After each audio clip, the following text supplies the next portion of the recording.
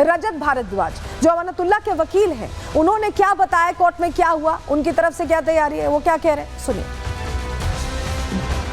Court ने interim protection दी है 24 तारीख तक। जामिया नगर पुलिस स्टेशन से नोटिस आया हुआ था उन्हें आज इन्वेस्टिगेशन ज्वाइन करने के लिए शाम को 5 बजे। वो इन्वेस्टिगेशन ज्वाइन करेंगे in response to that notice. इसके बारे में ही कोर्ट ने उनसे पूछा गया है, जिसका जवाब वो 24 तारीख को देंगे। पहले मुकदमा दर्ज होने का बेसिस समझा जा रहा है, एक बारी वो बेसिस क्लियर होगा तब धाराओं पे जाएंगे। लेकिन पूछताछ के लिए स्पेशल व्यवस्था की गई है, सख्त आदेश दे दिए गए। कैसे अब पूछताछ होने वाली है समझिए। जामिया नगर थाने में पूछताछ होगी और इस दौरान सीसीटीवी की निगरानी में ही पूछताछ होने वाली है। कोर्ट ने इसको लेकर सख्त निर्देश जारी कर दिए हैं। पूछताछ में पारदर्शिता रखना ये निर्देश दिया गया, क्योंकि सीरियल ऑफेंडर रहे हैं अमानतुल्लाह खान। ऐसे में पूछताछ के लिए ये सख्त निर्देश दिए गए कि जो पूछताछ हो वो सीसीटीवी की निगरानी में हो, जिससे कोई भी गड़बड़ यहां होने ना पाए। लेकिन आज जब अमानतुल्लाह सामने आया, अग्रिम जमानत मिलने के बाद सामने आया, तो ऐसा लगा ही नहीं जैसे उनकी कोई गलती है। उनका कहना है मैं तो यही था। ऐसी कहानियां उन्होंने बनाई कि जैसे उन्होंने कुछ किया ही नहीं है। सुनिए जरा। भागा हुआ है, भगोड़ा है, अब गिरफ्तार होने वाला है, मकौका लगने वाली है। अरे फांसी देने वाले हैं वो, तो आपको कैसे पता लग जाता है कि मेरे यहाँ कल नोटिस लगाकर चले गए? अगर ये नोटिस मुझे नोटिस पर बुला रहे हैं तो फिर गिरफ्तार करने का मतलब नहीं होता है। और अगर गिरफ्तार ही करना था तो फिर नोटिस पर क्यों बुला रहे हैं? दो चीजें हैं ना, या तो जब पूछताछ करेंगे, पहले जब पूछताछ करेंगे तभी तो गिरफ्तारी की बात बनेगी।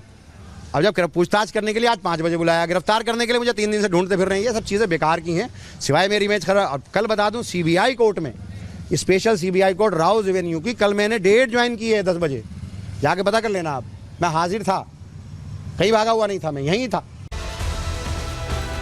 और हमारे साथ हमारे सहयोगी साहिल सीधे जुड़ रहे हैं। साहिल, 5 बजे का ही समय था जब पूछताछ के लिए बुलाया गया था। क्या अमानतुल्लाह पहुंचने वाले हैं, क्या जानकारी मिल रही है? और आज जिस तरह से प्रकट हुए, ऐसा लग रहा है कुछ किया ही नहीं है। अगर इतनी साफ गोई थी तो नोटिस तो पहले ही दे दिया गया था, पहुंच गए होते हैं सपोर्ट करने जांच में।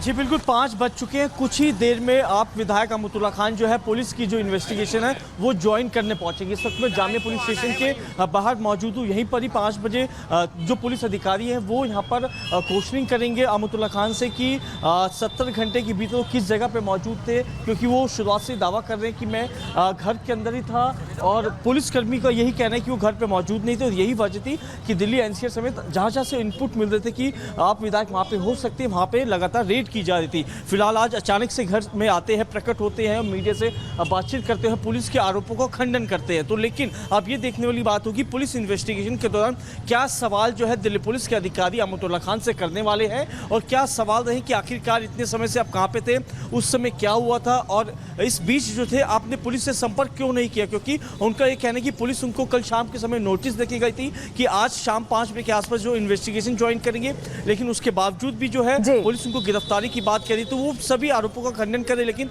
अब फिलहाल इंतजार है अमानतुल्लाह खान की जामिया पुलिस स्टेशन पहुंचने का। जी बिल्कुल, पहुंचते हैं और क्या बोलते हैं इस पर हमारी निगाहें रहेंगी। बहुत शुक्रिया साहिल जुड़ने के लिए और जानकारियां देने के लिए। तो फिलहाल आज पेश हो रहे हैं, क्या कहते हैं, क्या दलील देते हैं 3 दिन गायब रहने की, इस पर नजर रहेगी। लेकिन चलिए आगे बढ़ रहे हैं, अगली खबर की अब बात कर रहे हैं, क्योंकि जेपीसी की रिपोर्ट पेश होते ही हो हंगामे का ऐसा दौर शुरू हुआ है दोनों सदनों में कि लग रहा है कि जैसे क्या हो गया। बात इसी की।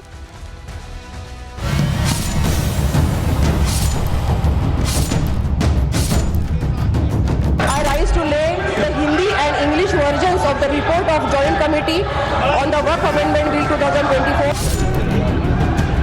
संशोधन विधेयक 2024 संबंधित संयुक्त समिति के प्रतिवेदन के हिंदी तथा अंग्रेजी संस्करण सभा पटल पर रखता हूँ। ऐसे फर्जी रिपोर्ट को हम कभी नहीं मानेंगे। विपक्ष ने बहुत गैर जिम्मेदाराना व्यवहार किया है। ये तुष्टीकरण की राजनीति है। ये वक्फ को बचाने के लिए नहीं है, वक्फ को मुसलमानों से छीनने के लिए, बर्बाद करने के लिए ये बिल लाया जा रहा है। जेपीसी का रिपोर्ट को इलीगल बताना, अनकॉन्स्टिट्यूशनल बताना, ये तो ठीक बात नहीं है। वक्फ की दादागिरी और मनमानी रोकने के लिए सरकार ने प्रयास किया, वक्फ संशोधन बिल को लेकर आए और जब विपक्ष ने कहा कि इसके कुछ प्रावधानों में हम बदलाव चाहते हैं तो उसे जेपीसी में भेज दिया गया। जेपीसी में चर्चाओं का कई दौर चला, लेकिन अब जब जेपीसी रिपोर्ट पेश की गई है तो इसको भी लेकर विपक्ष हंगामा कर रहा है। विपक्ष को ये बदलाव, ये चेंज रास नहीं आ रहा है क्योंकि उनके लिए ये तुष्टीकरण की राजनीति का बहुत बड़ा मुद्दा है और इसे मुद्दा बनाकर सदन में हो हंगामा लगातार होता रहा। जिस तरह से कहते हैं कि भू माफिया बोर्ड ये बन गया है, उसको लेकर यहाँ बदलाव जो करने की बात है ये भी विपक्ष को रास नहीं आ रहा, मिर्ची लग रही है विपक्ष को। जरा तस्वीर देखिए आप, ये सदन की तस्वीर है जहां लोकसभा में जेपीसी की रिपोर्ट पेश की। आपने देखा जगदम्बिका पाल रिपोर्ट पेश कर रहे थे और बड़ी बात यह है कि अध्यक्ष के तौर पर उन्होंने सारी चीजों का चिंतन मनन किया और तमाम विपक्ष के चेहरों के साथ चिंतन मनन हुआ है। ऐसा नहीं है कि कोई चेहरा उसमें मौजूद नहीं था। जिन्होंने भी इसको लेकर यहाँ विरोध किया था, जो कह रहे थे कि बदलाव हो, उनके साथ चिंतन मनन किया। अगली तस्वीर जरा राज्यसभा की भी आपको दिखा रहे हैं। यहाँ राज्यसभा में देखिए मेधा कुलकर्णी ये रिपोर्ट पेश कर रही हैं, जेपीसी की रिपोर्ट जो तैयार की गई है और इस दौरान भी जोरदार हंगामा देखने को मिला है। तो तस्वीर तो हमने आपको दोनों सदनों की दिखा दी, दोनों सदनों में कैसे हो हंगामा हुआ है ये आप समझ रहे हैं। आज दिन भर क्या हुआ, जब रिपोर्ट आई तो कैसे सियासत हाई हुई, चलिए वो जानकारी अब हम आपके सामने रख रहे हैं, आपको बता रहे हैं। दरअसल आज संसद में वक्फ बिल पर जेपीसी की रिपोर्ट पेश हुई है। तस्वीर हमने आपको दिखाई। लोकसभा में जगदम्बिका पाल ने रिपोर्ट पेश की, राज्यसभा में मेधा कुलकर्णी ने रिपोर्ट पेश की। जेपीसी रिपोर्ट पेश होते ही दोनों सदनों में हंगामा होने लगा। विपक्ष ने दोनों सदनों में जमकर बवाल काटा है। विपक्षी दलों ने जेपीसी रिपोर्ट को फर्जी बताया। वक्फ बिल को दोबारा जेपीसी में भेजने की मांग भी विपक्ष करने लगा और आरोप लगाने लगा कि असहमति का जो नोट था उसे हटा दिया गया। विपक्ष के आरोपों पर जगदीप धनखड़ ने कहा कि किसी भी असहमति नोट को नहीं हटाया गया। उन्होंने क्लियरली ये कहा। रिजिजू बोले सदन को विपक्ष गुमराह करने की कोशिश कर रहा है, माइंड डेविएट करने की कोशिश कर रहा है, यह आरोप उनकी तरफ से लगाए गए। यानी कुल मिलाकर ये क्लियर करने की कोशिश की गई कि रिपोर्ट लाई गई है और इसको लेकर देखिए जब ये चर्चा हो रही थी तभी ये बात थी कि कई प्रावधान हैं उनमें बदलाव करेंगे, उन पे उनकी राय मशवरा करेंगे और सब कुछ किया भी गया, लेकिन इसके बावजूद विपक्ष के सुर नहीं बदले। सुनिए सर। जो वक्फ बोर्ड की जेपीसी की रिपोर्ट है, जिस रिपोर्ट में अनेक सदस्यों ने अपना डिसेंट नोट दिया है, वो नोट देने के बावजूद भी प्रोसीडिंग से निकालना और उन मेजॉरिटी मेंबर्स के व्यूज सिर्फ उसमें रखकर बुलडोज करना, ये ठीक नहीं है, ये कंडेमेबल है और एंटी डेमोक्रेसिक है, एंटी प्रोसीजर है। डिसेंट नोट के व्यूज को प्रिंट करके या अपने रिपोर्ट में डाल के बोलना चाहिए, उसके बजाय उसको डिलीट करके अगर कोई रिपोर्ट होती है मैं उसको कंडेम करता हूं और ऐसे फर्जी रिपोर्ट को हम कभी नहीं मानेंगे। कोई भी चीज को डिलीट नहीं किया गया है, सब कुछ एनेक्सर में एज इट इज रखा गया है और